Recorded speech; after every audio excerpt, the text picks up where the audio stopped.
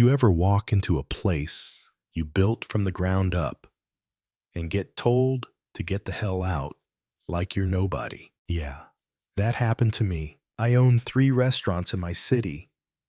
Nothing flashy, just places that I built with love, sweat, and way too many late nights. One's a sushi spot, another is a laid back Mexican joint, and the third, my personal pride, is a classy little steakhouse with a wine wall and white tablecloths. I may not look like the typical guy you'd expect to run them. I'm Indian American low key in appearance, but I know the business inside and out. Always have. Now, I don't usually show my face much at the restaurants. Not because I'm distant. I actually care a lot, but because when people know the boss is watching, everything changes. Everyone suddenly puts on a show, and that's not what I want. I want to see the truth. So every few months, I go undercover. Nothing fancy, just a hat, sunglasses, dress down a little, and walk in like any other guy off the street. I call it my $15 disguise. So, one afternoon, I decide to drop in on my steakhouse. Let's call it the Iron Oak. Place had been getting weirdly negative reviews online. Complaints about the service, the food, even the manager. Which was odd, because I just hired a new guy, let's call him Greg, and on paper, he checked out. Came recommended solid background, but I hadn't met him yet. So I show up jeans, hoodie, ball cap, and ask for a table. The hostess barely looks up, just waves me toward a two-top near the back. No menus, no water. 5 minutes go by, then 10. Finally, a server comes over chewing gum like it's a personality trait, and I order the filet mignon. Now, I created that dish myself. It's got a dry-aged center-cut filet, garlic herb butter, charred asparagus, a smoked mash with chive oil, and a Cabernet reduction I'm kind of proud of. What I got was a mess. Undercooked steak, like actually cold, in the center. Wrong cut, wrong sides, sauce looked like watered down ketchup. I took one bite and knew it wasn't just a bad night, it was sabotage level bad. The kind of thing that kills a restaurant's rep if left unchecked. So I call over the waiter calmly and ask to speak with the manager. I don't yell. I don't raise my voice. I just want to see how the situation gets handled. And that's when Greg shows up. He walks over like he owns the block. Arms crossed, jaw clenched, sizing me up like I'm already a problem. Can I help you with something? He says, real dismissive. I stay cool. Yeah, there are a few issues with the dish. The steak's raw, the cut's not right, and the flavors don't match what's on the menu. He laughs. Not a nervous laugh, a condescending one. Maybe this just isn't the kind of food your taste buds are used to, he says. I blink. Sorry? This is American cuisine, buddy. We don't do whatever it is you eat back in India. No curry, no spice blends that make you run to the bathroom.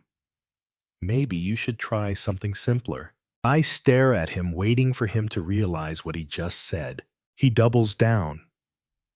Actually, forget that. We don't serve your kind here. You can finish your water and get the hell out. Now look, I've dealt with racism before. Subtle stuff, overt stuff. But this was different.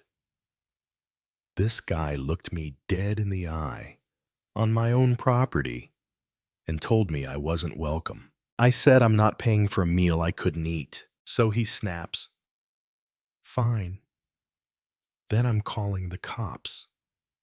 You're getting arrested for theft." And off he goes. I take off my hat and sunglasses. Two of my longtime waitstaff, Ben and Maya, notice immediately, and their eyes go wide. Maya mouths, "Want me to say something?" I shake my head. "Let it play out," I whisper. I sit there, heart pounding, not because I'm scared, but because I'm stunned. Stunned that a guy I hired, a guy representing my name, would treat a guest, any guest, like that. Cops show up. Greg runs to them like a child tattling on his sibling. That guy refused to pay. He threatened me. I think he's dangerous.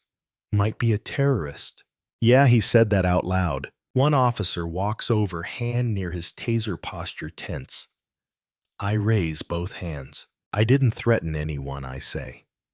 I ordered a meal. It was wrong. And when I asked about it, the manager got hostile. The officer looks at Greg. "You, the manager?" "Yes, and I want him banned permanently." I take a breath and say, "All right then. Call the owner. Let's see what he has to say." Greg smirks, pulls out his phone, and dials. My phone rings. I slowly pull it out, answer it, while looking him straight in the eye. "This is Raj," I say. His face, I'll never forget it. The smirk fell off, like someone cut the power. He looked between me and the cops, completely frozen. "I'm the owner," I tell the officers. "I came in to check the quality. Looks like I found the problem." The cops nodded clearly, annoyed, and walked out without another word. "Greg," he tried to backpedal. "If I had known, man, if you just told me," I cut him off. "If I'd been anyone else, would you have acted the same way? Because that's what matters. You're not fired because you disrespected me. You're fired because you made a guest feel like trash based on how they looked. Get out." He left without a word. Back in the kitchen, I found out more dirt.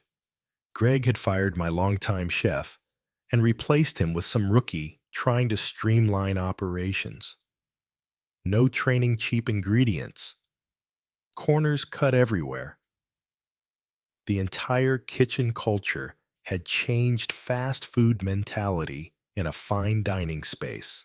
I fired the new guy on the spot, called my old chef, apologized, promised back pay. Took some convincing, but he agreed to return. For the next few weeks, I ran that restaurant myself. Open to close. Took orders, plated dishes, wiped tables. I had to rebuild trust from my staff and my regulars. But you know what? It felt good. Honest. Like starting fresh, but smarter. As for Greg, word got out. Fast. The culinary scene in this town isn't as big as people think.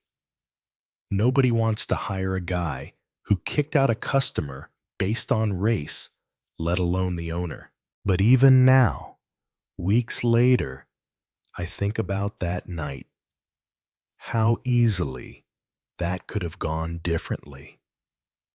What if I hadn't owned the place? What if the cops had believed him without question? What if Maya hadn't recognized me? It made me realize something. It doesn't matter how successful you get, there are still people out there who will look at you and decide what box you belong in. Sometimes the rot isn't outside your walls. It's right under your own roof. So let me ask you this. Have you ever been underestimated, judged, treated like you didn't belong in a space you worked your whole life to build. Or maybe you've seen someone else go through it. I want to hear your stories. Drop them in the comments. Let's talk about what belonging really means and who gets to decide that. And hey, if you're still here, do me a favor. Share this video, give it a like, and subscribe if you want more stories like this. But most importantly, stay sharp, because sometimes the worst person in the room isn't loud, they're just wearing your name tag.